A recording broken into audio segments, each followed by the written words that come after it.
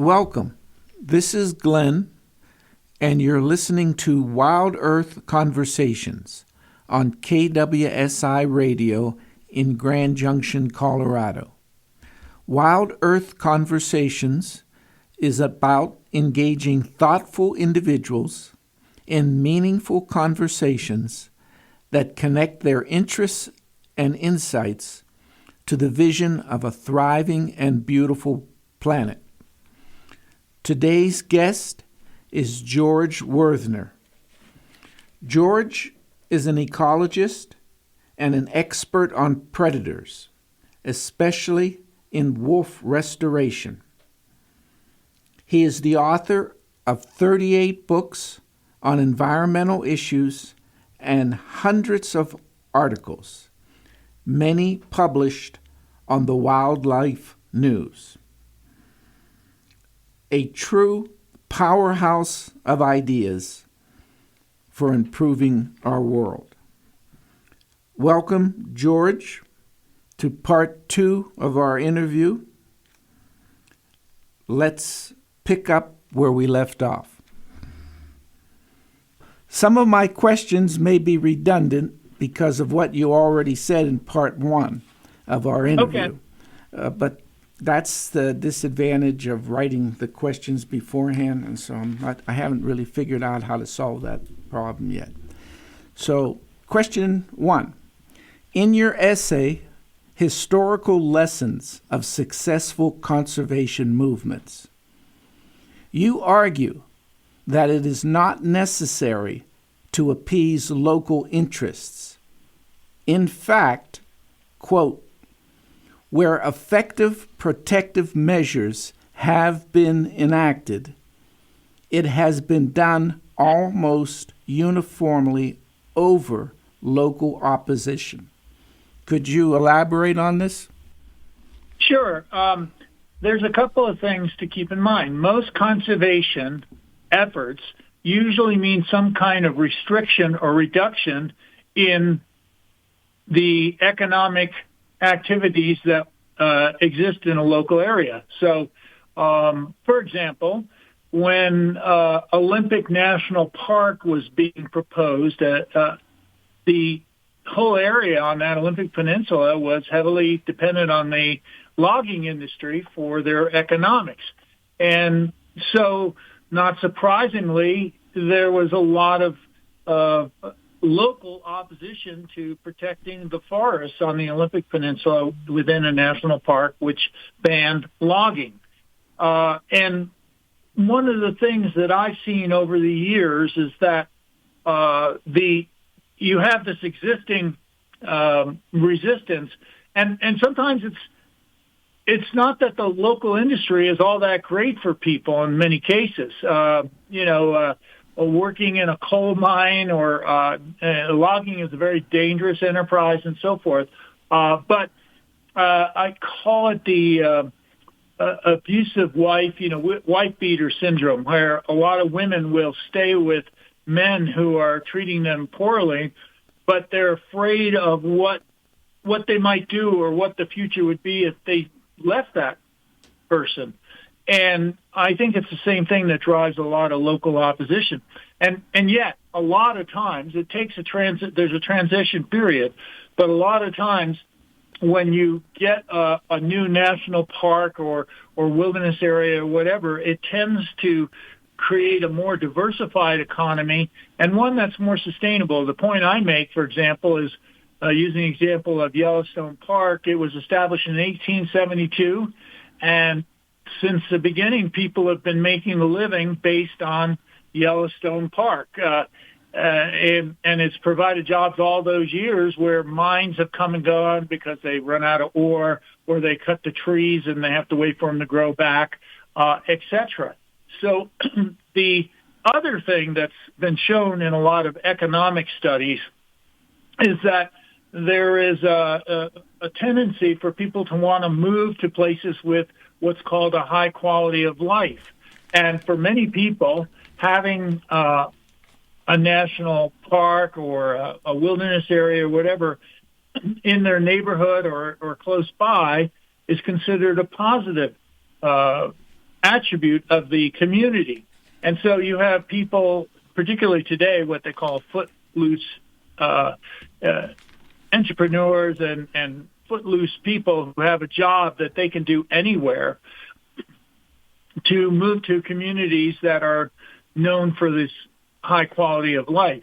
And that can produce its own problems, of course, higher cost of housing and so forth. But, I don't know if you would, say that I'd rather have a mine that's polluting the air with arsenic and other heavy metals is a good trade-off for having low cost of housing.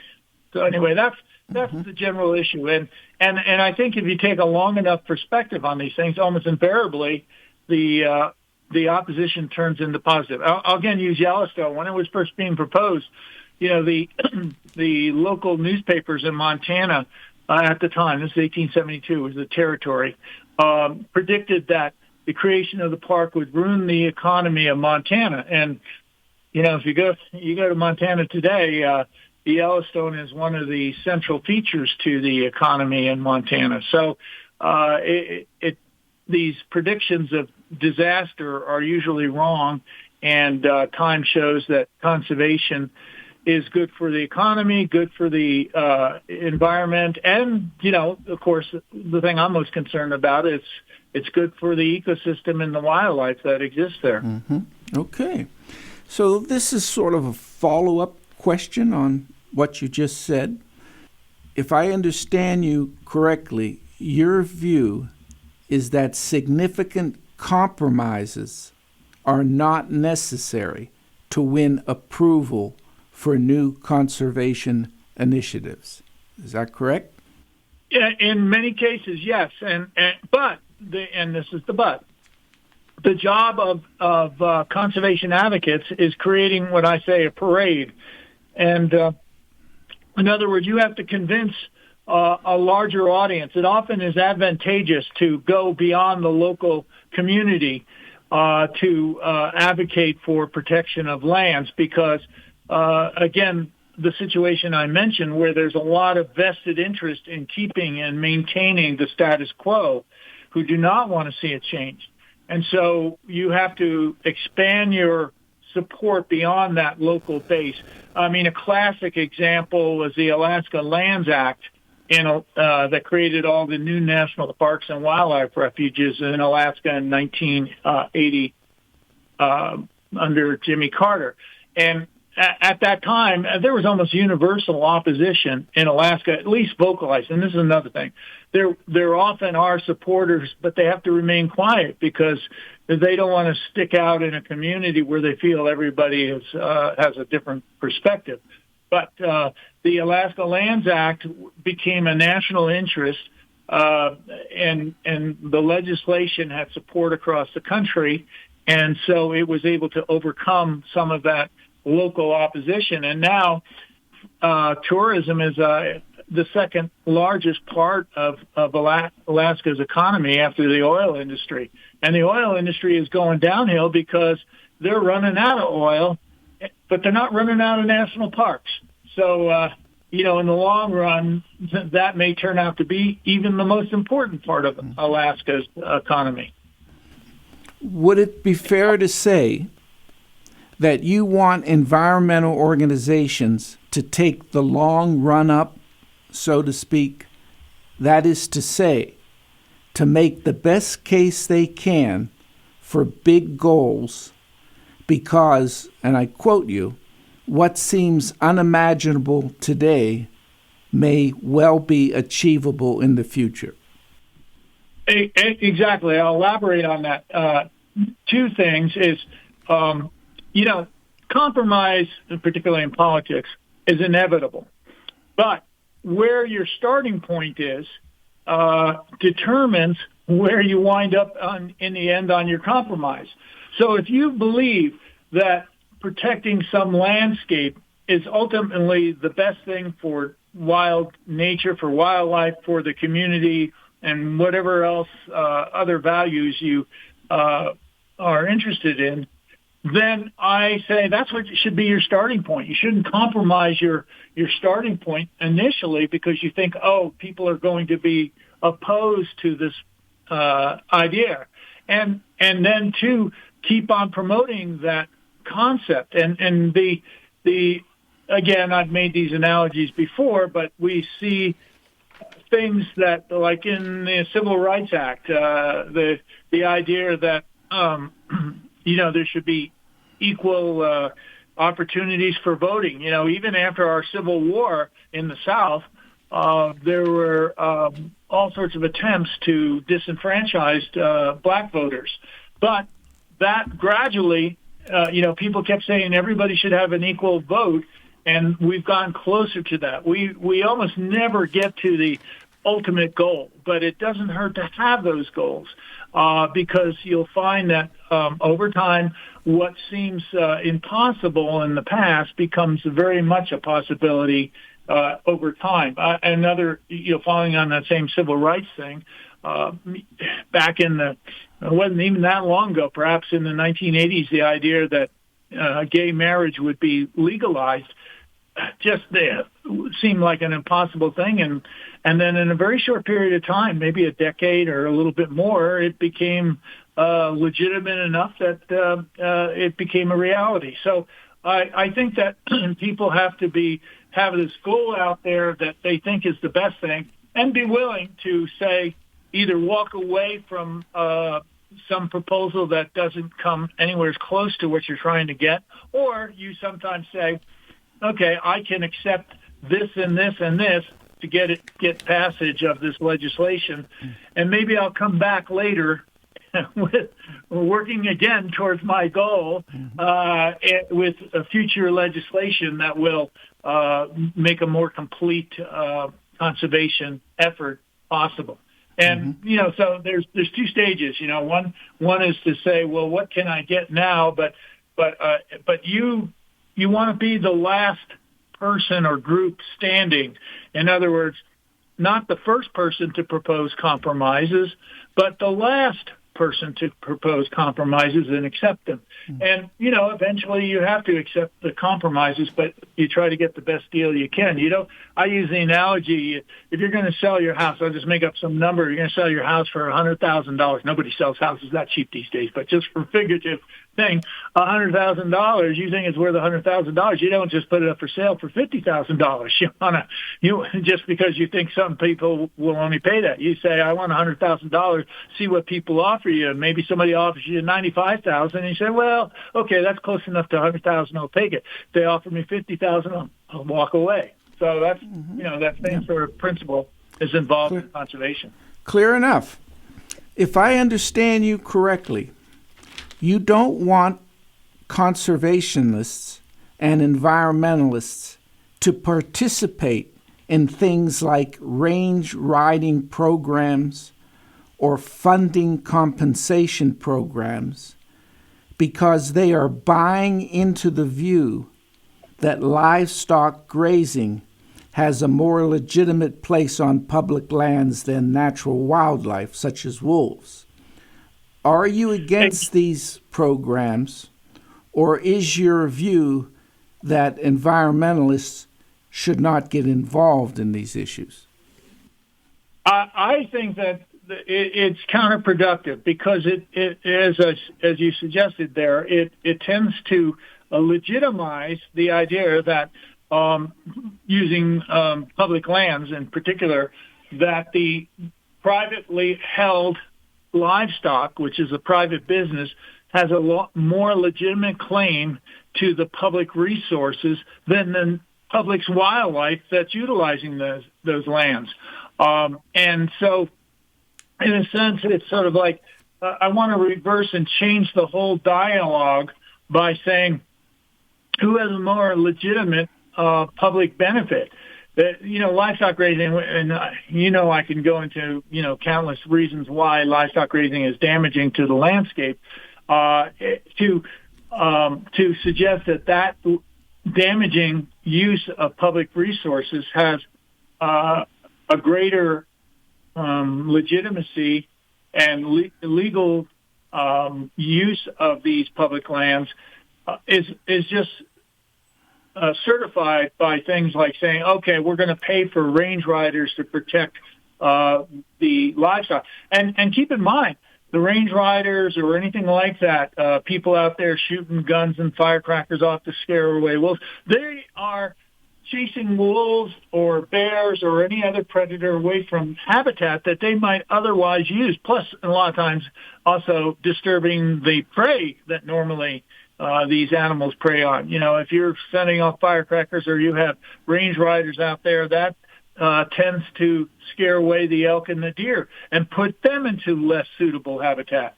So all the way down the line, you're having repercussions on the native wildlife just to make it possible for that domestic livestock to be used. In a sense, it's a big subsidy to the private business people who are grazing on public lands. And why should the public pay for that? In my view, I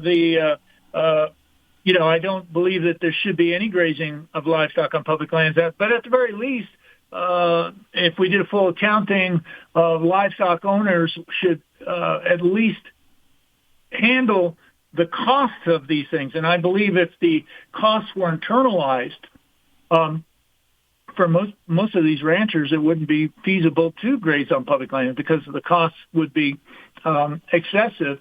It wouldn't be worth it to them. So that, internalization, this is kind of a point of the other day. One of the problems that we have in our the world, actually, is that a lot of environmental impacts are externalized. In other words, we'll use livestock grazing example. The ranchers who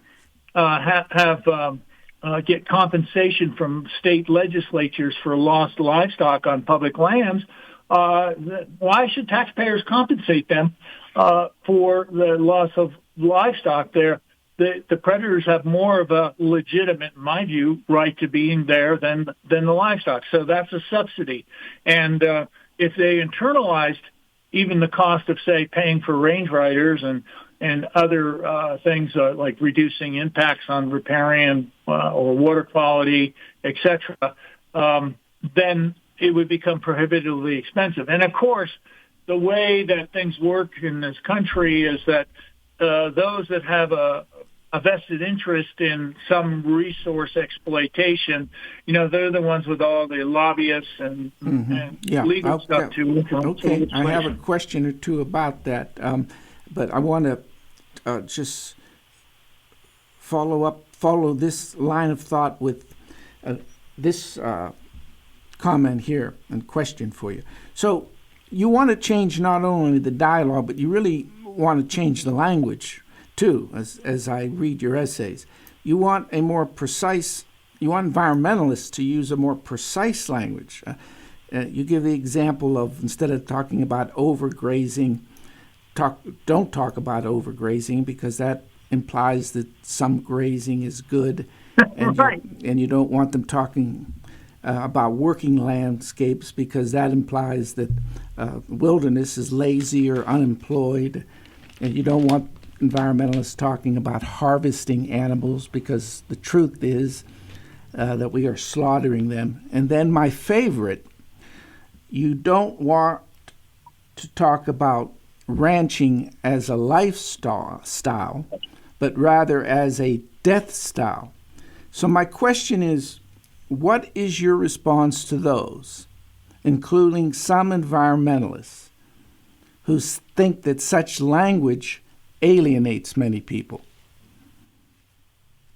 Well, my response to that is, you have to speak truth to power, and and I can make a very cogent argument why ranching, for example, causes a lot of destruction of wildlife in the landscape. I can talk about how the, quote, working forest is doing damage to ecosystems and things, wildlife and ecosystem processes and so forth. So I think that we need to call these things what they are, because that's how way people think about issues is how they're phrased in our terminology. And again, the idea that this will alienate some people, I would say that if you put it in the context and explanation along with it, it starts to make sense to folks. I mean, setting it alone, of course, because you're trying to flip ideas on their heads. You have to have some sort of context for people to understand that. But if they do, and you can provide that, I think you should use language like that to change the way we think about these issues. I agree with you.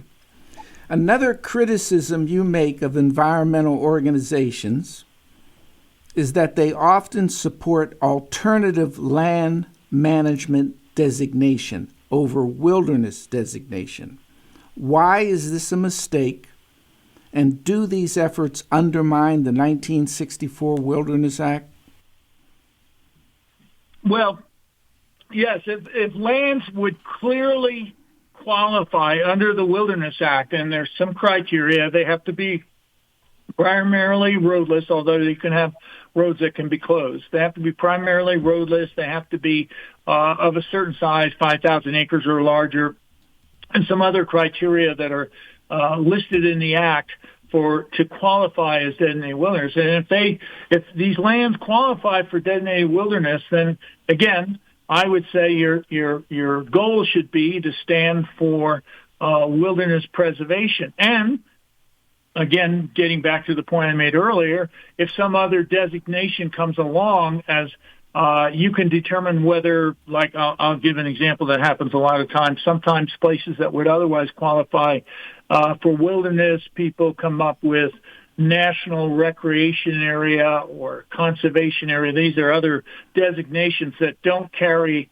nearly as strict requirements for protection and preservation of the ecosystem. But you can decide whether that is a suitable step along the way. Similarly, national people often propose national monuments for areas that they really think should be national parks. And a national monument, a whole lot of our national parks were national monuments at one time: Death Valley, Olympic, Grand Teton, Arches, Zion, and so forth. They were originally designated as national monuments and then, quote, upgraded to national park status. And national monuments, one of the problems with them, as we're seeing with the Trump administration, is that they can, at least the Trump administration claims that they can de-national monument, in other words, eliminate national monument status just by executive order, whereas national parks are designated by Congress, and only Congress can eliminate them. And it takes a lot more votes in Congress, to eliminate a national park. So it's a much safer designation in terms of long-term conservation value. So, but at the same time, you might still say, oh, well, I'm not going to get a national park here, but I'll go for national monument for the time being, because I can hope to, again, if your goal is ultimately national park, then you just keep lobbying and working towards that national park designation. Mm-hmm. Would you rather keep wilderness study areas and roadless areas as they are under the existing roadless rule than accept lesser protection for them? Yeah, that's an easy one for me. Sure. Yeah. I mean, again, the roadless rule isn't as good as wilderness, but it's a step below that, but it's still a whole lot better than what a lot of the alternatives are. And, every time you have any kind of designation like the roadless rule, it gives those who are interested in maximizing protection of the land a legal handle. And sometimes it's not even a legal handle. It's just an advertising handle to protect these lands, because people, when they have some sort of special designation, they become more interested in protecting that land because they assume it has some value. And when you can put a designation of any sort on land, it ups its it ups the ability to protect it usually because people view it differently than if it were just, quote, open public land that was available for any kind of exploitation. Mm-hmm.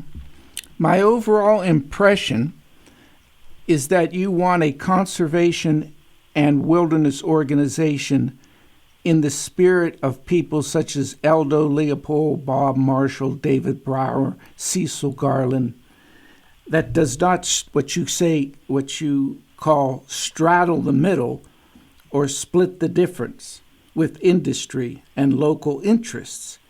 Because, this is my question, because you think this approach only worsens the ecological crisis in the long run?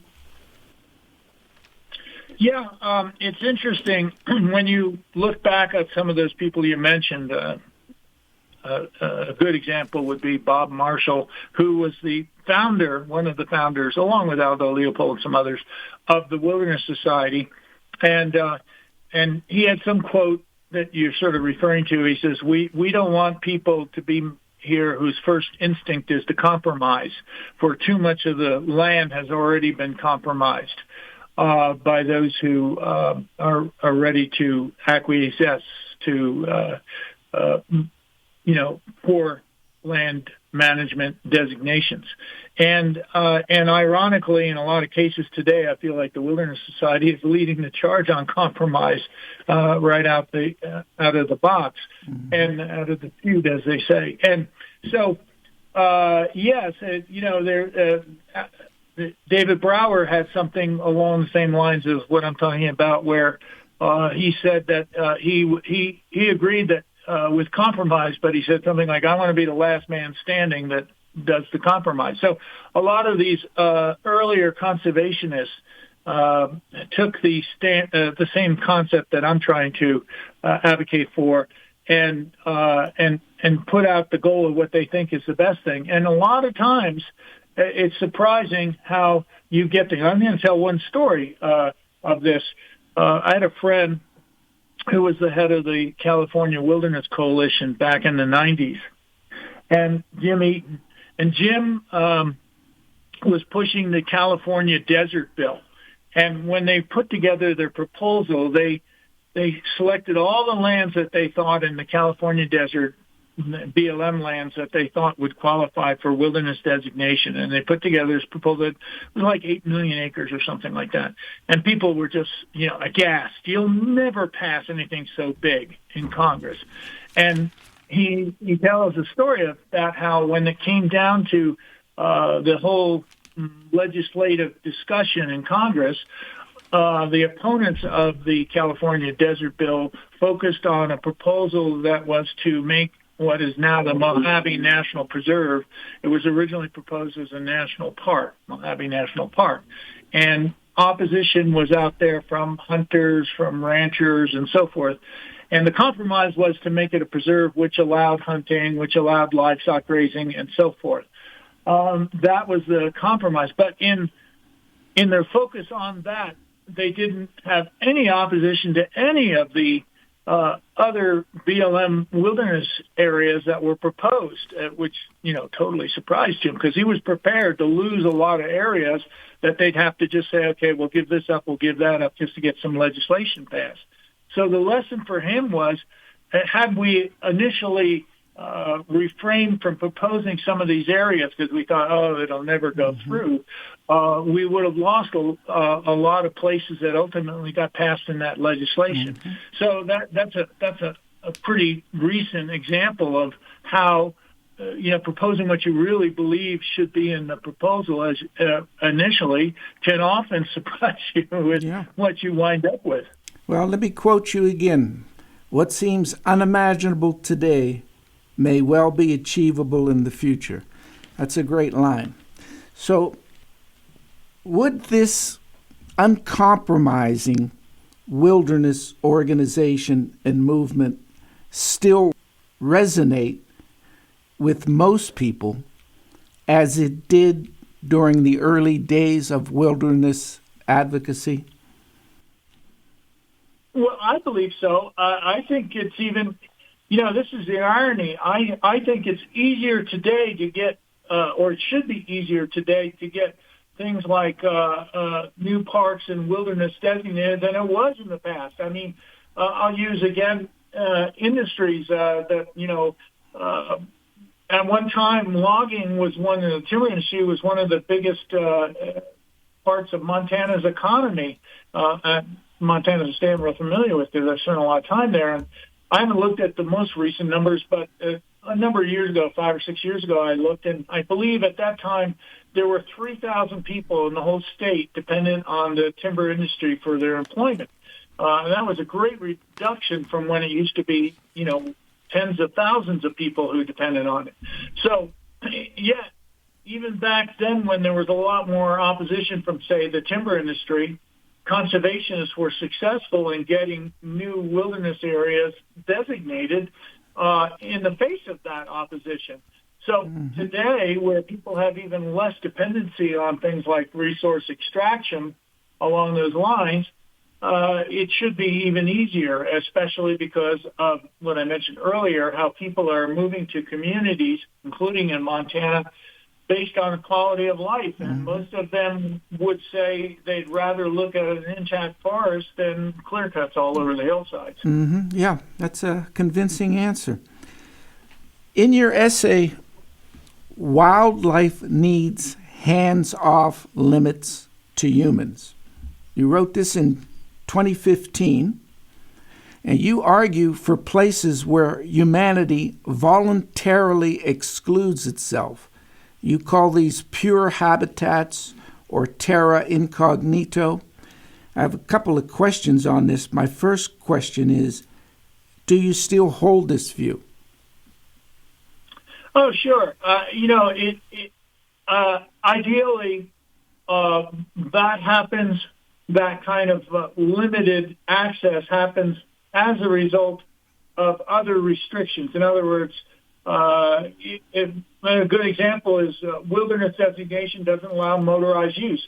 Just eliminating motorized use it is one factor that reduces access and by humans into territory. And if you have a large enough area and it has significant, you might say, natural barriers to travel that are not compromised. An example would be rivers that don't have bridges across them, or particularly, steep terrain and so forth. Very few people are going to go there. You don't have to necessarily say no people are allowed there, at least in most cases, unless technology somehow improves travel in those areas in the future. But just by limiting the amount of development, I've spent a lot of time in Alaska where it's very rare to have a trail, an actual trail.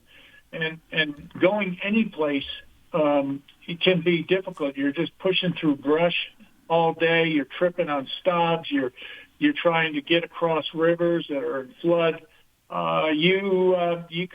So there's a lot of places you can't get to, automatically limited by the natural features of the landscape. And so, that was I wrote an article a long time ago called "Managing the Wild Back in the Wilderness," where I advocated things like rather than constructing a bridge across a river or doing trail maintenance, that would be, if you started doing less of that in areas, you would automatically select against human intrusions. I'm not saying that there shouldn't be any trails. After being in Alaska a lot, I kind of love being on a trail, but I also recognize that that's one way that we can provide sort of these areas that are not accessible to humans. So, in Alaska, for example, I worked at the Gates Arctic National Park in the Brooks Range, and when I was there, they were constructing or putting together their environmental impact statement on management for the park. And one of the things that I advocated was eliminating airplane access. and which is, of course, very common in all of Alaska and even in places like the Gates of the Arctic, which is some of the more remote parts of the state. But, airplane access increases human use in certain areas. And I certainly have used airplanes since that when I was working there to get to places. Mm-hmm. But in days past, the only way people could get there, there was no law against going there, but you had to, line your canoe up or boat up a river. You had to, dog sled in the wintertime. You had to, hike across the tundra with your pack. And all of that restricts, how far people can go and where they can go. And I was responding to the idea that, which they've done in other places where they've instituted limits on people saying we're only going to allow so many people to, go in this trailhead or go in this park. And my preference was, rather than having a governmental agency determine, access, why not let the land determine access? And up to a point, that works pretty good, except for, of course, as technology improves, sometimes that reduces that limitation. Okay. Well, it sounds from what you just said, that you're not thinking about this idea of terra incognito as a matter of law. But anyhow, let me go on to this next question. You wrote an essay called "A Proposal to Create a Civilization Area System," where you propose that we set boundaries around civilized areas, thereby creating a separate entity from wild nature.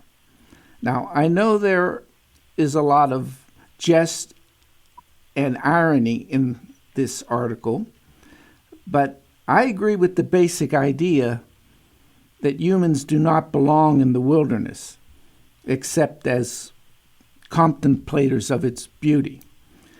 My question is, given this idea that you put forth here, how do you respond to the following criticism? Namely, humans are part of nature, and insofar as you want to contain them behind walls, your position is dualistic and undesirable. A couple of things. The idea I wrote about the Civilization Act is I took the wording of the Wilderness Act and put in civilization there. In other words, protect civilization from wild places and so forth. And part of it was this idea of flipping on its head the way we think about things. And what I was trying to get at there is, my main thing is I think we need to limit human impact. And human impacts are so pervasive these days. And if we're going to leave anything for wild nature or natural processes to occur, we have to limit the human impact in those processes. And, technology, for all of what technology does is it increases our ability to have impacts, and it limits the natural restrictions that one may have that would somewhat limit those impacts. And the fact is, in the modern society, in my view, we have no choice but to set aside these areas for all the other life on the planet and take the position that we have an obligation to allow natural processes to continue.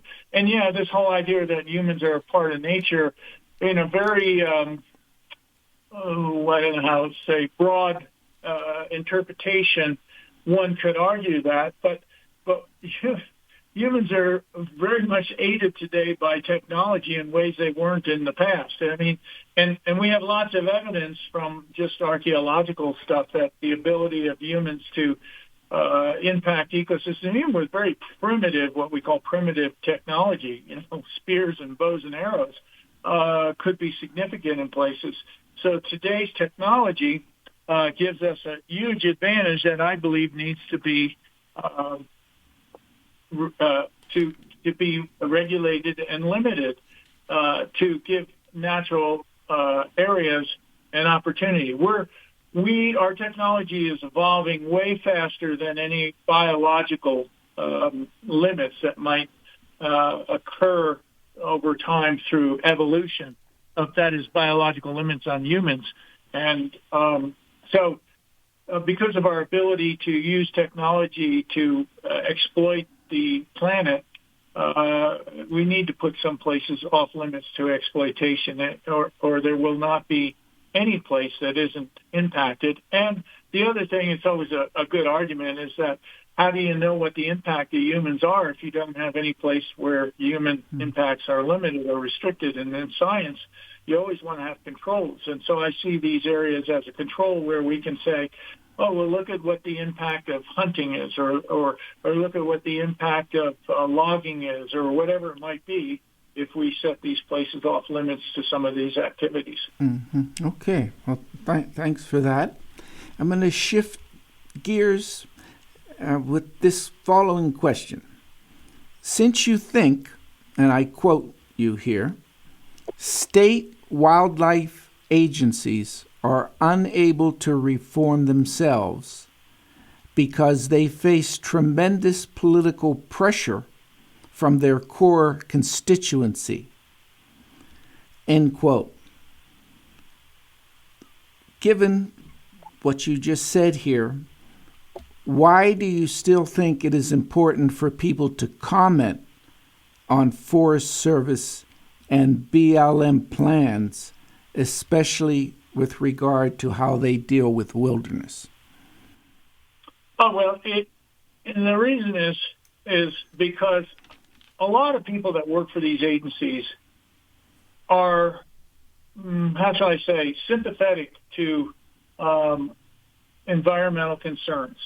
But the whole structure, in other words, the way these agencies are set up is to promote exploitation. So to be out there trying to limit impacts to the land as an agency personnel is difficult. But I know from experience that if you're, I'll just use a simple example, you're a district ranger, you're proposing, because your agency says you've got to produce so many board feet of timber on your district, you're proposing a timber sale in some area, the public comment, if it is very strong against that, you will modify your proposal. And if you're the kind of person that wants to do, in my view, the right thing by the land, this can be your excuse. You can go to your higher supervisors and say, well, we were going to do logging here, but there's a whole lot of public opposition to it, and I think that we shouldn't do it, and here's why, because I got 100 letters from people saying that they didn't want to see this happen. And the same thing happens also, with Congress.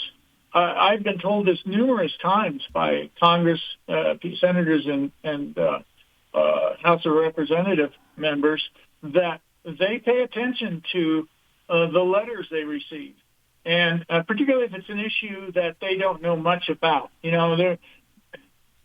Somebody who's a legislator can't be an expert on everything, so they rely on their staff, who can't necessarily be an expert on everything.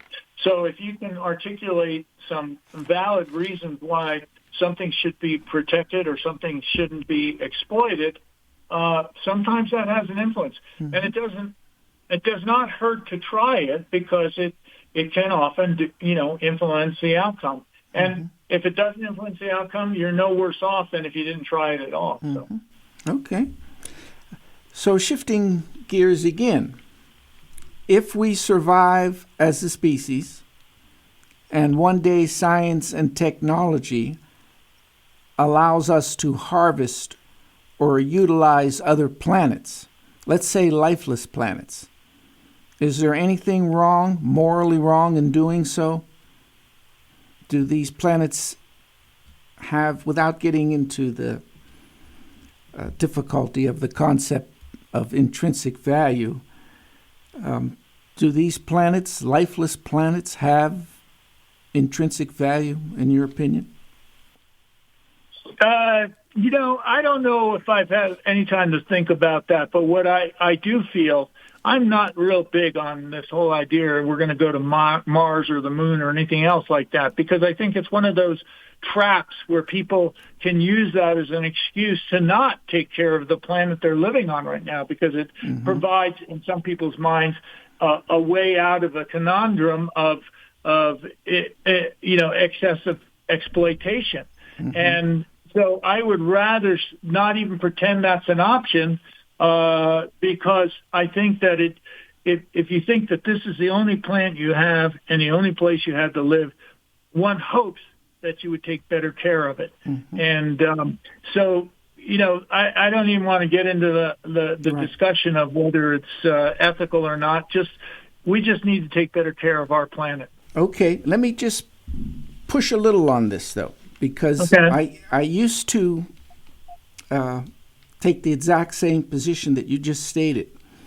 But I'm starting to see that this is no longer really an academic question, because at the rate AI is developing, it could be as little as 20 years to the time when we actually have to make such decisions. Your response? I guess my hope is people say, what are we spending all this money on, to try to reach Mars when, we have inadequate education systems or healthcare systems or inadequate ability to prevent pollution of the atmosphere with climate change. I just think it's a fool's errand. We have too many other important things to do here that even talking about that, whether it's possible or not, maybe it'd be possible. My point of view is just because something's possible doesn't mean you need to do it. Okay. So let me put the question slightly differently. Many progressives, leftists, and environmentalists focus on the threats and the dangers of AI. Do you see the positive possibilities of AI? I would say that I have not given that idea a lot of thought so far. Okay. So I guess I'm not in a position to comment on it one way or another. Okay. All right. Fair enough. So you are a renowned expert on fire, and we don't have time to go into this deep issue, but I do have two smaller points about fire that I want to ask you about. You recommend Richard Hutton's book, A Beautifully Burnt Forest. I haven't read it, but the title is intriguing. What does beauty have to do with fire? Well, his name, by the way, is Hutto. Okay. And no problem on that. But Dick Hutto's book is it's one of those things that I'm talking about, where he is flipping on its head the way people think about forest fires. And what his basic theme is, which I agree with, is that there are a lot of plants and animals that actually depend on heavily burnt wildfire fires for their habitat and creating their homes and opportunities for life.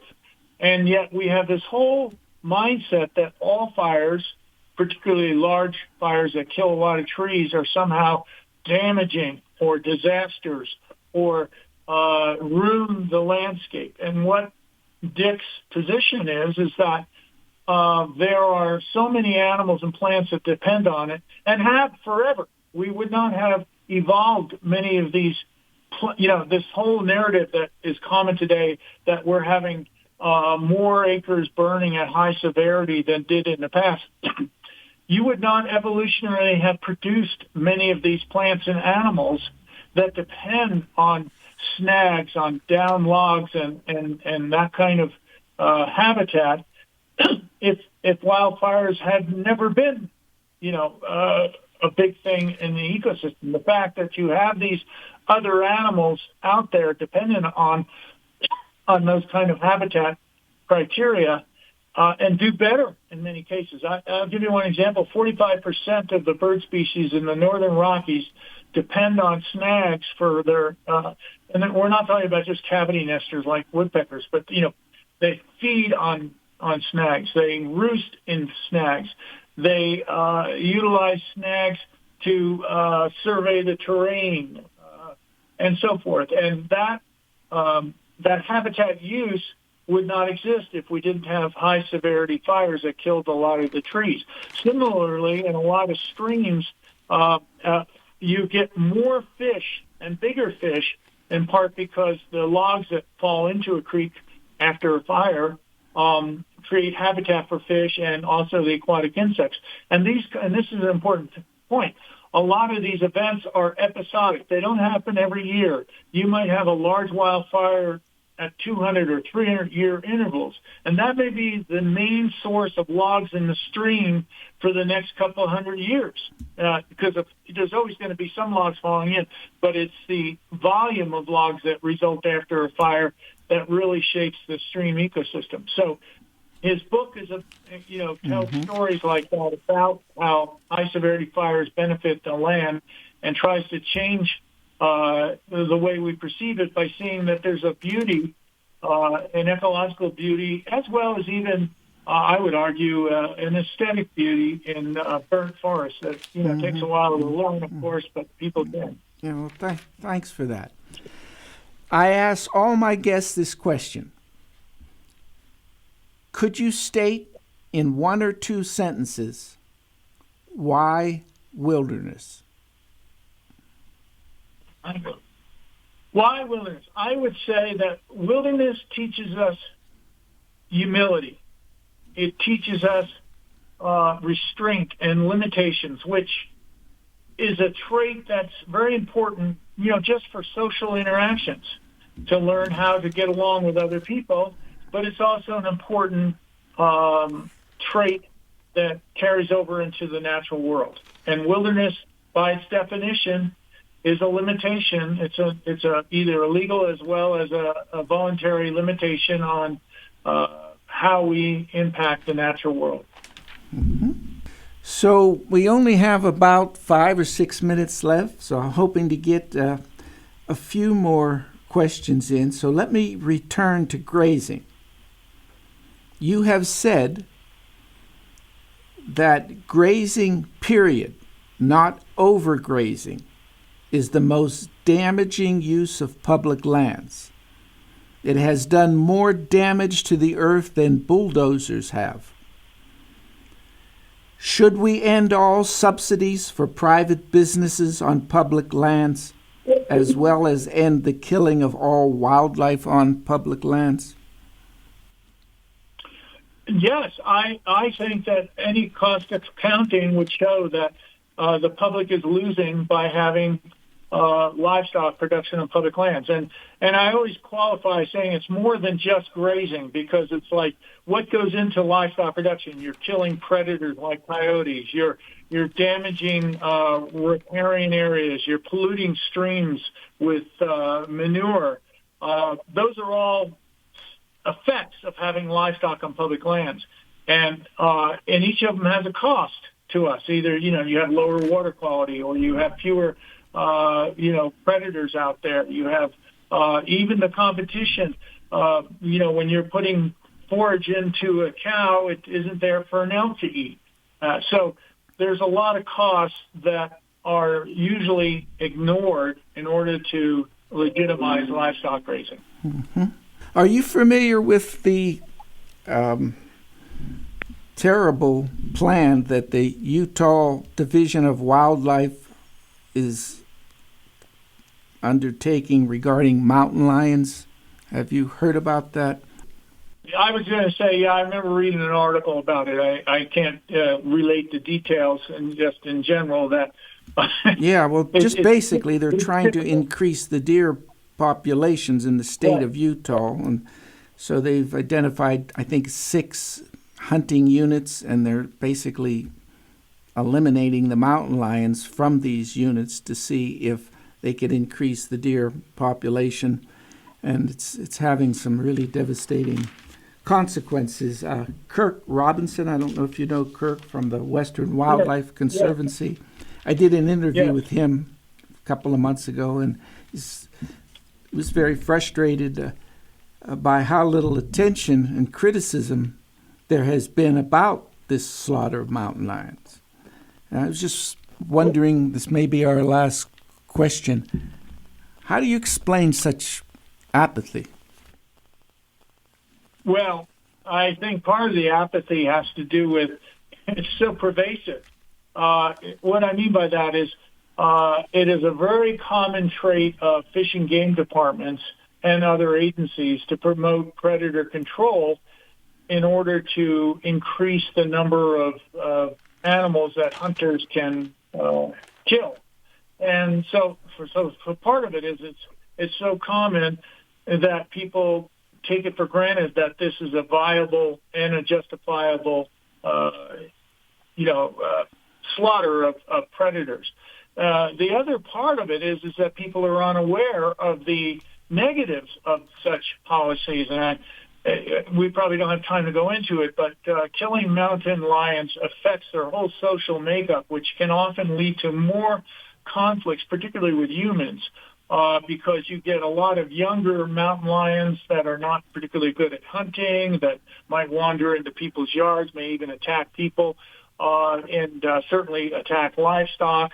And so you have that consequence. And finally, the animals they're trying to promote, in most cases, if predators have an impact, it's because of other things, like maybe there's too many roads into where the deer are, or maybe the deer winter range is limited by new housing tracts or something. In other words, there's a problem with the deer herd itself that it's not predation, it's all these other factors that, of course, agencies are unwilling to bring up, because if you're a fish and game department, most of your hunters like to drive ATVs and pickup trucks to go hunting.